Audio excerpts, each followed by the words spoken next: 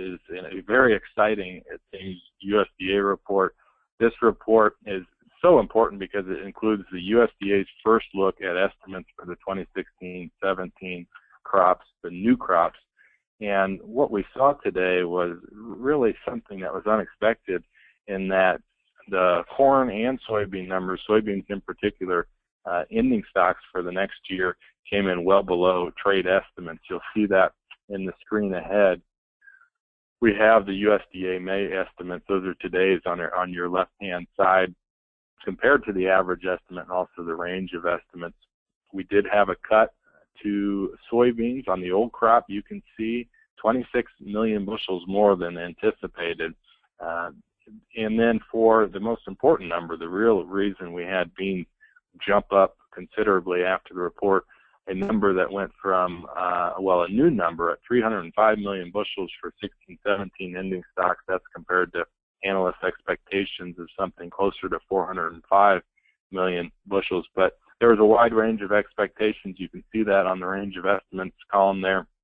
The real thing here, I'm going to ask Dale again a question I asked him a little bit ago. It wasn't a matter necessarily of supply. We knew that the USDA was all but guaranteed to bring in the March 31 acres estimates. We wondered if they would set production and then maybe massage yield a little bit, but no, they've used, it seems, trend line yields. Instead, we've got our adjustments made to demand, and the demand numbers are impressive.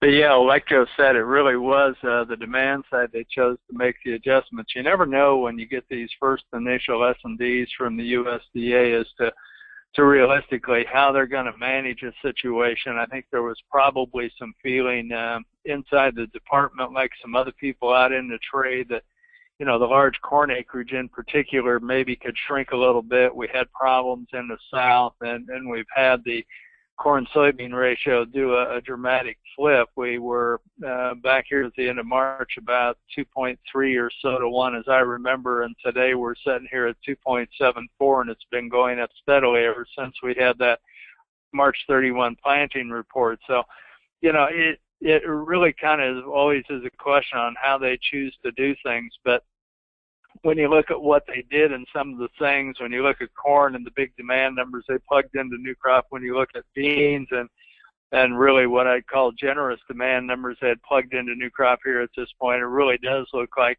they chose to make a shift in terms of the demand and maybe come along later and make some changes there, or at least massage some changes there.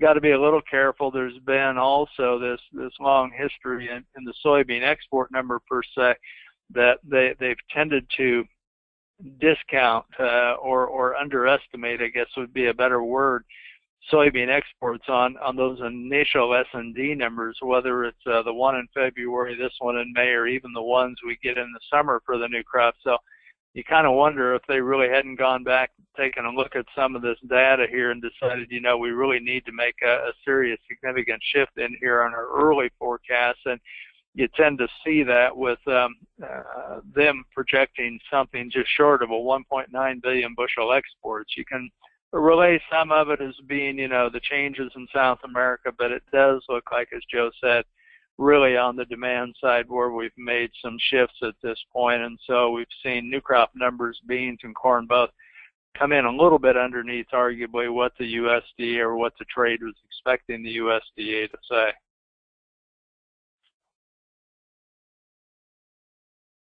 Okay, so Dale commented on the scenario here. We're looking at adjustments to demand as opposed to necessarily adjustments on supply, because the supply numbers were, you know, could have been guessed, again, because we're using trendline yields and the March 31 acres numbers. Demand very impressive here on the new crop balance sheets that we'll show you here shortly. But going into the South American numbers, this has been the much talked about storyline for some time now, particularly for soybeans, as we get these numbers come down. But what we're at anticipations, there are still, while we see cuts here to the South American numbers, Argentina and Brazil, we we don't have, or we still could, in fact, have room to go further lower. I mean, the most aggressive analysts have the Argentine soybean crop cut by maybe up to 15%.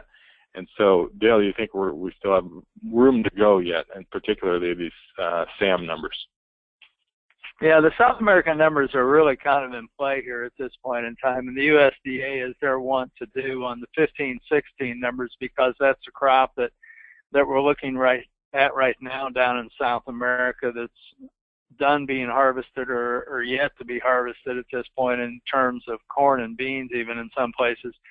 But you know, the Argentine soybean number, the USDA is playing out here at 56.9, and the popular wisdom in the trade seems to be more down to something around 55 million ton. Brazilian soy, the USDA only dropped 1 million ton down to 99 million ton this morning. But this morning, Brazilian, or the USDA counterpart down in Brazil, CONAB, they went from a 99 million ton number down to 96.9. That was the key behind the early strength we had going into the report here today. That was a bigger slice than what people were talking about, and equally so when you look at corn. Not too much disagreement around the world about, you know, the 27 million ton, give or take, Argentine corn number.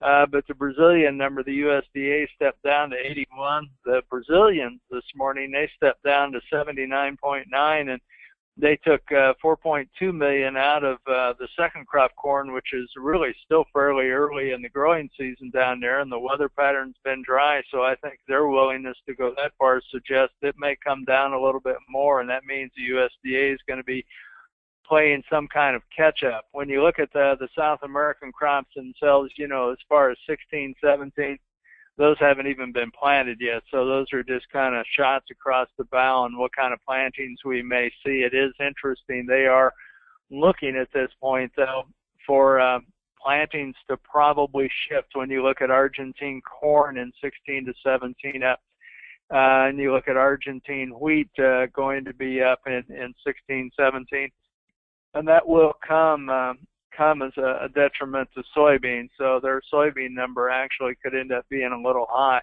The rest of them across the board, though, you know, China's corn number being down is basically an acknowledgement that they're going to plant less corn this year. But what kind of crop sizes we see there, and when you look at the Australian wheat crop, the Russian wheat crop, you know, I mean, we've got a lot of unknowns, so we'll have to see where we're at going forward on those. So I don't think there's anything really big in those per se to really talk about.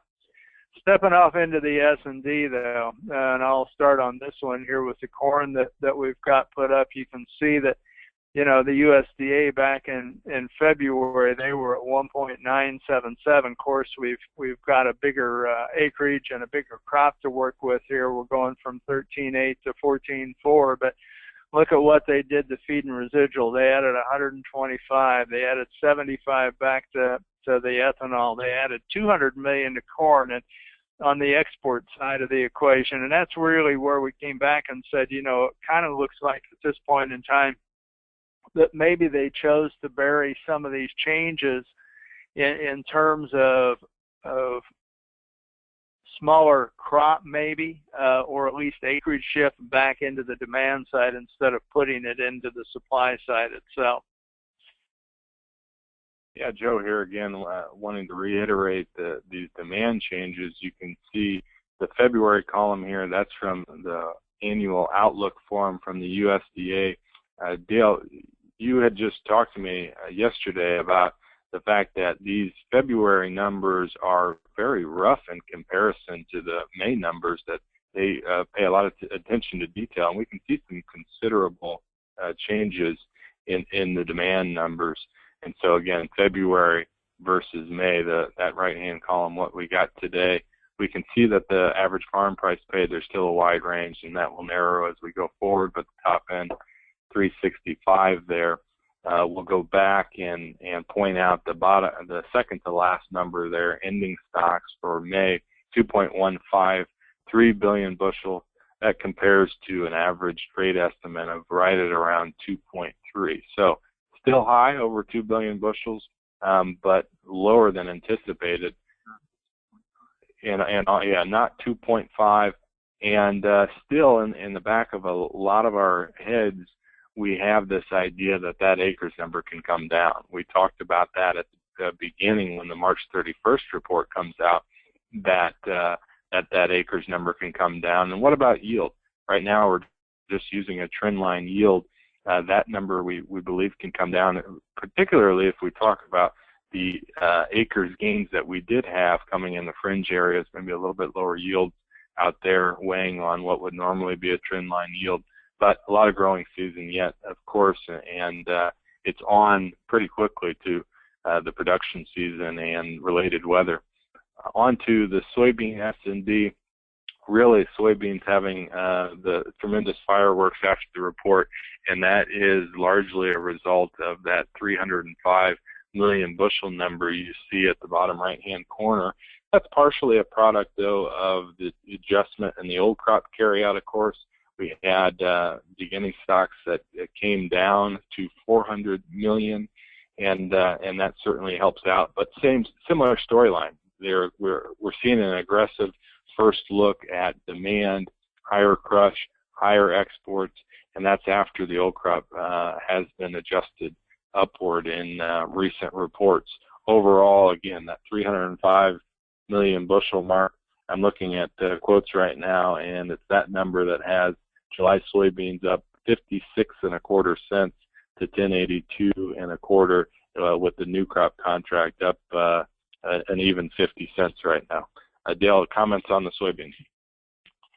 The one thing with beans, the old crop numbers, we moved down to a 400 million carry out there, and we were at 445. And, the problems we had down in Argentina, to a lesser degree, the problems in Brazil really have kind of changed this short-term scenario in the trade around the world as far as where people are going to end up sourcing some beans. And we've had exports for beans out of the U.S. continue on fairly strong for the problems in Argentina, and to a lesser degree in Brazil, and pulled that number down to 400.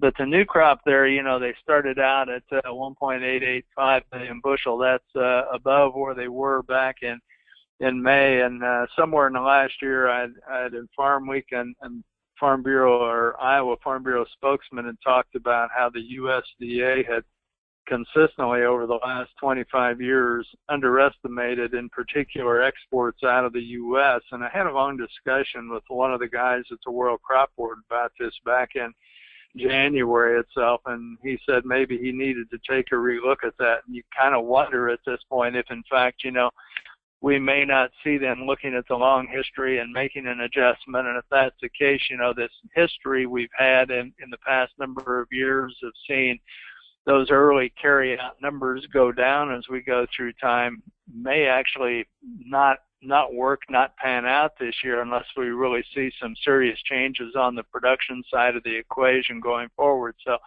we may be working with a fairly realistic demand base at this juncture. But in any case, that 305 million bushel number down there, the issue we're dealing with here is that, from a yield standpoint, which they just plugged in their trend of 46.7, at this point we don't have a good feel for yield going forward, other than, we do have good moisture. But just today I got new updates out of Australia about the El Nino La Nina phenomenon, and then they were talking about again how fast it's fading, and they said some of the models suggest that by end of summer we could be into a mild La Nina at least, and the whole pattern continues to evolve when you look at that particular ocean phenomena, much like what happened in 1983. And for those that don't remember, when rain shut off in June of 1983, they shut off, and we moved into July and August having a real droughty pattern, both heat and moisture both. So, it says we've got to be real careful now, because we start moving down below 300 million on that new crop carryout. If in fact we would start to run into some weather difficulties this year, you're going to find people get real anxious about this. And so it kind of puts the beans on the knife edge going forward. We're no longer in that comfortable scenario comfortable area as it is. So we got a market that, yeah, it's up today, and you kind of wonder at this point, have we temporarily maybe run out of enthusiasm or things that can happen to it to keep the ball rolling uphill? But at this juncture, it says, you know, there's still room for more fireworks later in the summer if weather does develop. In the wheat itself, when you look at the wheat, you know, you're seeing here new crop, we're making that first projection just a little bit over 1 billion bushel right now. The old crop numbers themselves, they didn't really do too many changes there, made some minor tweaking and left things pretty much set in the saddle, and only changed the carry out by 2 million bushel. But that first new crop wheat estimate we had here today, that winter wheat number, they projected one at 1.427 billion bushel. That was about 50 million bushel larger than people expected. The hard red number, 862 million, came in about 50 million above expectation, and that was the real difference there. But it really leaves us saddled with a comfortable supply of wheat here in the U.S., and certainly when you look out into the world, we're still saddled with a comfortable supply there as well. So wheat really needs something else to carry the ball and really make the move. It's hard unless, you know, corn market would really take off and really shift some feed demand away from corn back into wheat to really start to seriously trim the wheat. So it's got to come from there. The other thing that it could come from, when we look at it on a worldwide basis, and it's going to be an issue to monitor, is that from a rice standpoint, we're starting to run into some tightness there around the world, and certainly with the tightness of rice, you know, there is some substitutability there in terms of food around the world itself. So we could see the world scenario change depending on how the rice market unfolds and the corn market unfolds. But the wheat market, wheat prices need something else to really carry the ball and to carry it upwards. Otherwise, the kind of prices we're seeing today are going to really struggle to move up, although nobody's really bearish in the market at this point. Yeah, time and time again, we've seen that folks aren't going to get too bearish with Chicago wheat trading below 450. We've seen that again and again. And going forward for wheat, it's when do we get competitive again? And that, as Dale mentions, could be something that develops if there's an issue with rice. If the dollar continues to drop lower and provide us a little bit more business here, and there's still some time left before harvest in the winter wheat crop, but right now, you know, that crop's more than 60% good or excellent compared to less than 45% at this time last year. So supply is still burdensome. Can we get a leader out of corn? And the question for corn on what's next here is, you know, where do acres go? In my opinion, we started the spring out questioning the markets because of acres. That high March 31 prospective plantings number of 93.6. They had to use that today. Corn then had some tag-along strength when soybeans started to rally in early April. Just recently, we've had the storyline of a dry Brazil and some crop loss for the second crop and yield loss for the second crop there. Now I think we're back pretty quickly to the acres question, and the next up, of course, that very important June 30th acres report. And then from that point on, of course, we're into the growing season, having questions about how weather's going. Weather for beans has been a bullish motivator for some time. We talk about La Nina, but we'll go back to El Nino and note its influence on the market, first off by rallying the soy oil as a result of those crop losses in Asia for the palm. Traders came over into the soy complex and had picked up soy futures much before they ever turned bullish, of course, on corn. Then we transitioned into less of an El Nino storyline. We knew that El Nino was on its way out and that the Asian palm crop could rebuild. Then it was the RG crop loss story, the fact that up to a third of the crop was severely damaged by flooding. Another third had at least some semblance of quality issues, and we're still seeing that as a factor in the market. And then next we can go back to what will eventually be much talk about La Nina and its potential influence on the growing season late this summer. We have some price charts here, and we'll have Dale talk about some technicals. I am looking for this move in soy to be exhausted at some point. And the reason why, I'll go and address where the fund traders are at this point. And on beans, they have for about 8 weeks now built a very bullish position. They're net long right now by about 175,000 contracts. That was at least coming into today. That number is about 70% of the historical long that they held in 2012. Certainly after today, that's going to be much closer to 100% of that mark. But for corn, we're less than 30% of the long we had just held last summer in 2015. And for wheat, they're still short by about 60,000 contracts. So I think at some point we see a correction likely in the beans, a setback here that brings into consideration some retracement targets. I think up here trading with the front of the curve near $11, we certainly have some pushback, but over on just in general, and we'll address each of these in particular, corn and wheat can hold up better in part because of where those funds are, wanting to maybe build a position in the grains as we enter production season for corn, as we approach harvest for winter wheat, and then for soybeans, ultimately just take some profit, take some risk off the table for the time being. Dale, your thoughts here on the chart we have in front of us. Yeah, here we have a little bit different look. This is a weekly chart of November soybeans, and it's all November futures. It's not a typical nearby contract itself because I really wanted to address the new crop, and you can see that you know, we ratcheted above the high we had in the November contract back there in early 15, and we're back up against, you know, the high that we had back there in 2014. And you can see the same thing even if you go to a typical nearby weekly chart.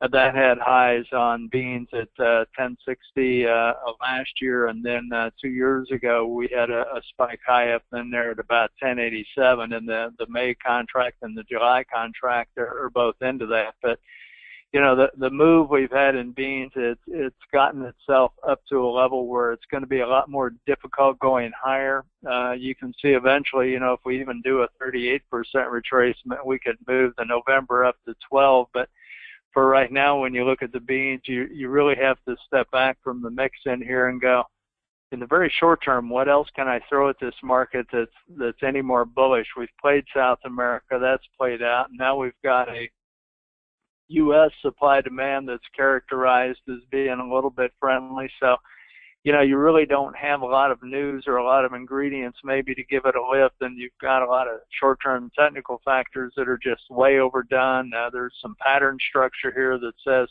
this is the last gasp of this particular move. So I think we're probably setting up for a pretty good break, and you know, you could easily take the November contract itself, a 38% retracement, to take us down a little bit underneath the $10 mark. So, you know, for right now, I think these are pretty good numbers. It certainly presented a better selling opportunity than anybody expected at this time of year. And it may not be done if we have weather come into play later in the summer, but I think it's a good point in here that where people dip into the market and get some risk taken off the table.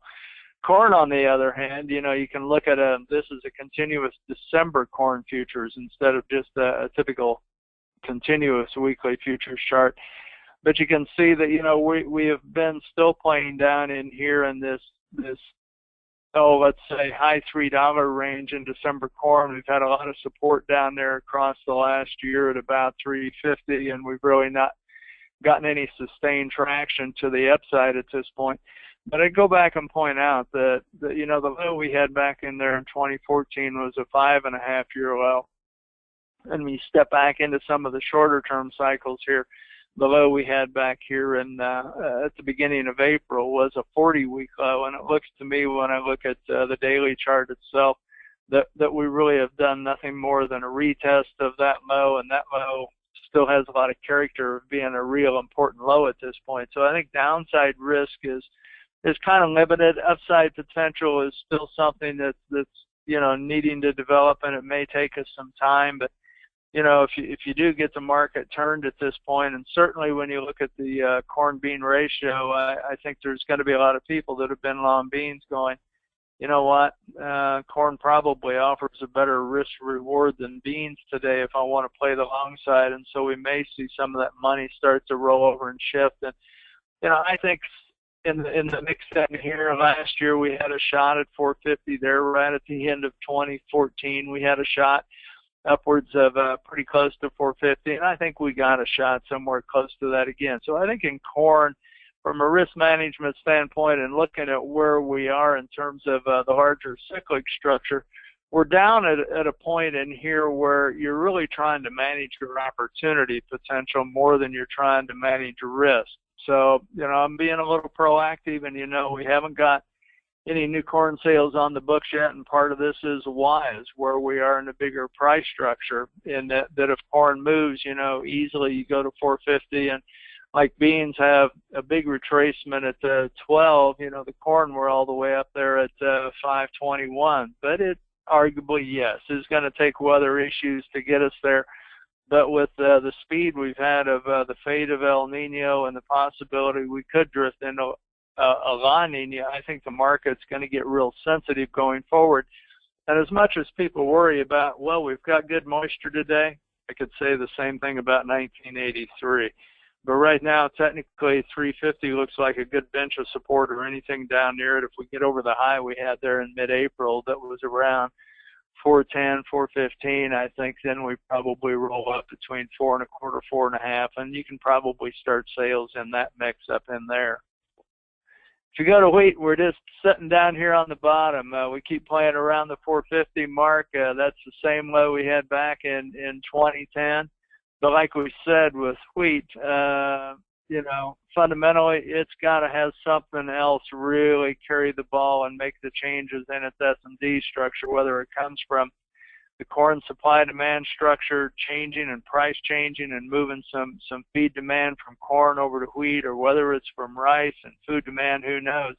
It is interesting when you look at the bottom we put in back there from the end of 2008 into the middle of 2010. The same period has gone by in this period here from the middle of 2014 out to where we are here. So you kind of think that, wheat's getting poised. And, in 2010, for as much as everything else, the corn got the ball game rolling, but all of a sudden we had real weather issues develop over in the Black Sea area, and all of a sudden the wheat just took off and run. So, we aren't totally out of the woods as far as seeing some real production issues come across the mix in here going forward. And I think we'll get opportunities to sell some wheat over 5, but it may be beyond harvest. So we may be in a position where we have to store wheat beyond harvest this year. And if weather problems do develop, you got a shot at 5.5. If that goes, then you could arguably get up somewhere close to 6.5. But the point when you look at it is 4.5 looks like a real good base of support at this point, and really one where, again, like corn, you're really trying to manage your potential opportunity of seeing price improvement, not so much worried about risk of this thing fleshing out to the downside. Generally speaking, because of the different relationships, again, the soybeans having had that considerable run since the beginning of April, and corn and wheat absolutely lagging behind, that's why we've advocated sales on beans and patience on corn. And we know that a lot of producers have heeded that advice, that they've jumped in with the beans, they've caught up on old crop marketing, and they've also taken a stab at new crop sales. And we have advocated that it is a good hedge against your patience for corn here. What we're talking about with seeing beans bound for a setback is much more of a technical perspective as opposed to a fundamental one. I think overall we're seeing a fundamental shift that's favorable. I mean, just look at the 305 million bushel carryout projection for the next crop year. If we put a dent in yield in any respect, and I think demand will still hold up, then we're looking at something that drifts lower even from there. And we had been looking at folks for even the old crop ending stocks number, those folks looking for continual additions to that, something above 500 million bushels. We never got that. We have a fundamental shift here for the beans driven by the S&D, and we also have a fundamental shift, we think, in the broad commodity space, where we have things like oil and metals turning a bottom. We have money rotating into commodities in general and starting to float the space and allow it to climb out of what has been a bear market. That's supportive not just for soybeans, but for corn and wheat too. And when you look at a sheet that for corn is just simply not overly bearish, again, not that 2.5 billion bushel ending stocks estimate for the new crop year, then that can be taken as friendly, because for a long time we have priced in the negativity related to big stocks here. And so we'll look for a technical setback on the beans, but corn and wheat to hold up relatively better, in part because of the spec interest in the market. We have, again, a net long in corn now of about 60,000 contracts. That can grow as traders want to take more risk as we enter the production season. And in wheat, a net short of about 60,000 contracts, which can be covered awfully quickly if we think we're going to have some strength in corn. So fundamentally, we still have a friendly storyline to tell for soybeans, but a technical one, a perspective that says, hey, the move's been overdone, let's take advantage of it if we do need to make those catch-up old crop sales, or if we're willing to take a stab at new crop marketing like we've advocated. An exciting report, rundown prices here. If you don't have them in front of you, we have the July corn contract up 15, December futures at 391, that's up 14. November new crop soybeans up 60 cents. The front of the curve, July soybeans 1091.5, up 65. Again, we'll have to see if we approach that daily trading limit of 70 cents, and also what kind of pushback do we get here if we open up tomorrow and we're close to soybeans at $11. That's all I have. Dale doesn't have anything to add here to wrap up. We will post this online here this afternoon. We apologize again for the technical difficulties at the beginning. We encourage you to send us your feedback and your individual questions to the email you have there, and we'll get back to you as soon as we can. Thanks so much.